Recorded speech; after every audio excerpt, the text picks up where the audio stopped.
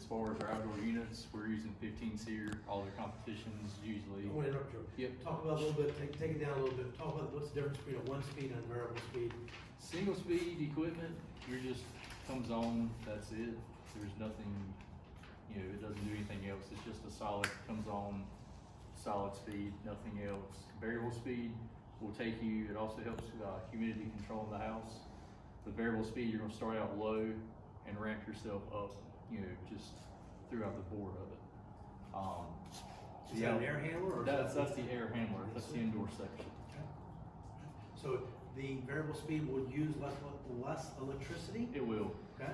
And it's Coming going to on, be quieter? it's a soft, yes, Okay. it's a soft start, and it's actually able to overcome things like long duct systems and stuff like that. We're having to kind of, doing one unit, doing a whole house, standard speed equipment, it's a little rougher on the motor, but variable speed will handle a little bit better also. Excellent. So it's just not from a heat standpoint, it also takes some moisture into consideration. Right. Yeah, variable speed's always gonna be better on humidity control because if it doesn't have to hit that 100% speed, it doesn't, it'll kind of stay at its medium speed. So the variable speed, does that motor run pretty much all the time, or does it It actually? doesn't run all the time, just whenever the system's called. Okay, very But good. while it's running, if it doesn't have to go to max speed, it's not gonna hit that max. Okay. Would you say that like comparing a variable speed is the way I compare it, just to kind of like give people like a vision, is I compare it to like my car. And like when my Yukon, like when I set the temperature on 69 degrees and it's 100 degrees outside, it's going to work really, really hard to cool the car down, but then it's going to back that throttle off and keep it at that consistent temperature. And it's only going to adjust the throttle as necessary. And I always say that like, non-variable speed is like if my Yukon only had wide open or off, like there's no in between. Like, it's going to like, click on wide open, and then as soon as it hits the temperature, it's just going to turn off. Right. So it's going to be a consistency thing. Yeah. Yeah, that's a good analogy. Okay. And also, like, I'd be going up and down all day long on a thing, just because, but this way it does it for you. Right. I Temperature. mean, once you set your temperature, what you want to on the thermostats, that also kind of gets into Trane zoning. Trane zoning, I'll kind of incorporate that with the variable speed air handler. Trane zoning is going to control the fan speed. It's going to control, if used to, we had to say a 4-ton system, and you had a huge bypass. Bypasses are good in their own way, but bypasses, once you get so much air going back through recirculating that system, it's going to freeze the coil up, or it could set a low temperature sensor off or a high temperature sensor off. Things like that can start happening with Trane. With the zoning we use, it's actually going to open up, say, like your bonus room is a trouble area. So your downstairs is cooling, but it's a little bit, a little too much air just for what we've sized for this area. It's going to open or crack that zone upstairs open, or if we did a master, it's going to crack that one open, and it's going to let a little percentage of air come out through leaves. They're called relief zones. So whenever that happens, you're not bypassing any air anymore. You're using all your air somewhere in the house is being used, and it's not putting any kind of stress on the equipment. Is that sometimes called a dump? Is that the same thing? Yeah, well, dump zone, we'll do that just as like a trouble area, like a stairwell or somewhere that Mhm. we kind of always keep a little bit of air going in.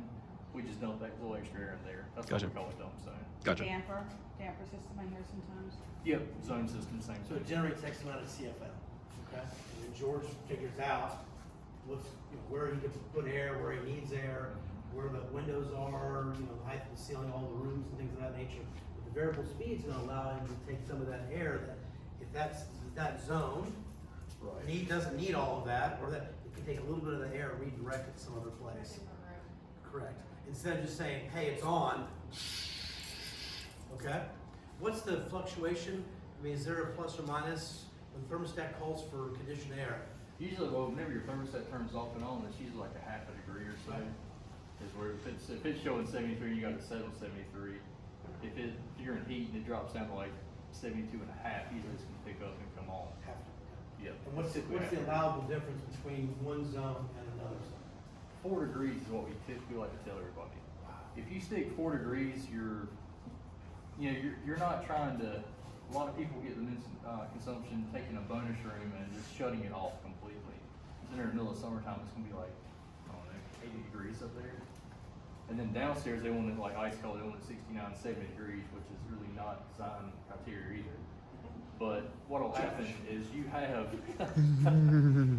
all this 80-degree air. We still have, there's returns all over the house, and there's returns in the bonus room. So you'll take that hot air, pull them back through, and it's gonna throw the temperature in your coil off, so which is gonna kind of throw the efficiency of the unit off also.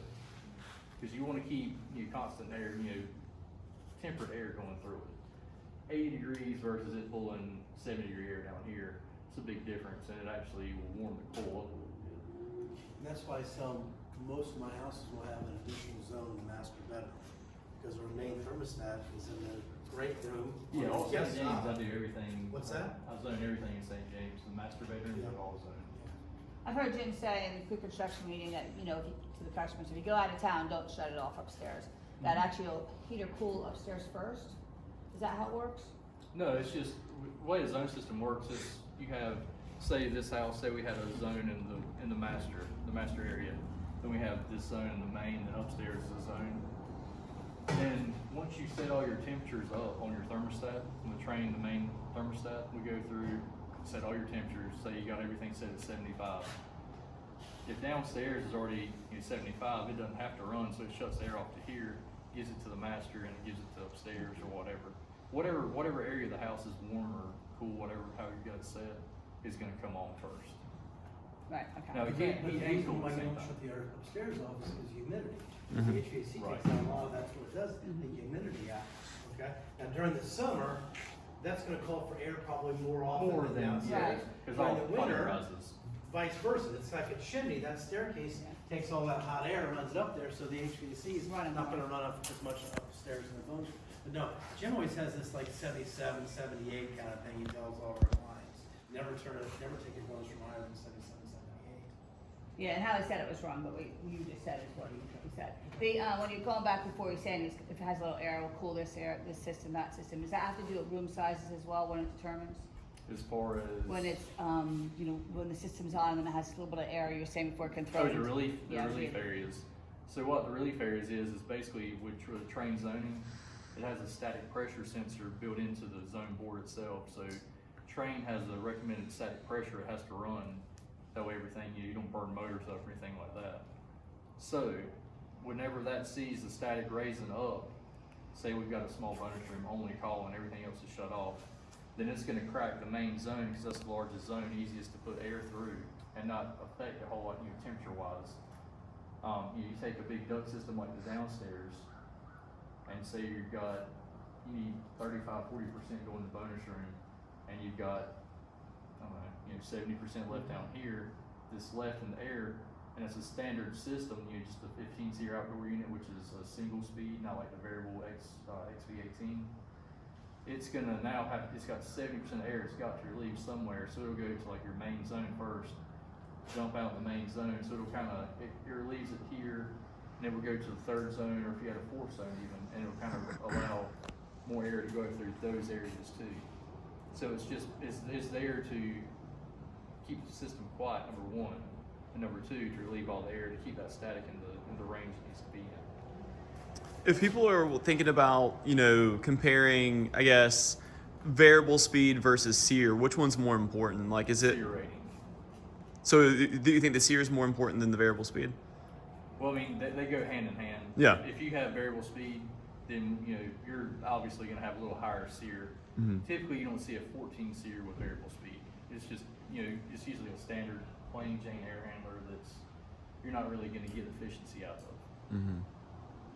So the standard now code was 14? 14 SEER. 14, but we're 50. Yeah, we're doing 15. But what also has to do with our energy, our spray foam, there's a reason why. I mean, some people say they get 16, but our 15 works better with.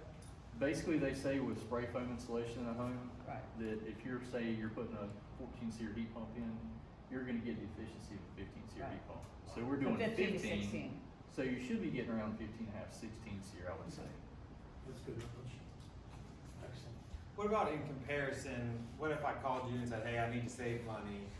Because I know a lot of our competition uses Carrier or American Standard. What is the cost difference? Because that's really what we need to help explain why we are what we are. What would, if I took this house how much of a cost savings would it be if I went to an Carrier American Standard, and then what would the ramifications be of that?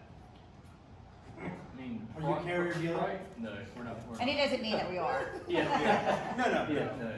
no. Actually, David just pulled up. You can get him. He don't know where to go. He just walked over like I did. Do we use variable accounts? If they're saying it, they all are. Yeah, everything's variable speed.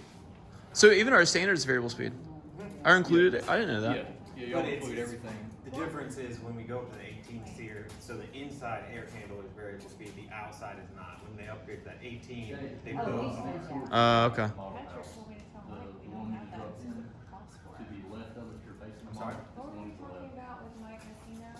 Whenever you told me one day when I talked to him, tell him. Oh, okay, yeah.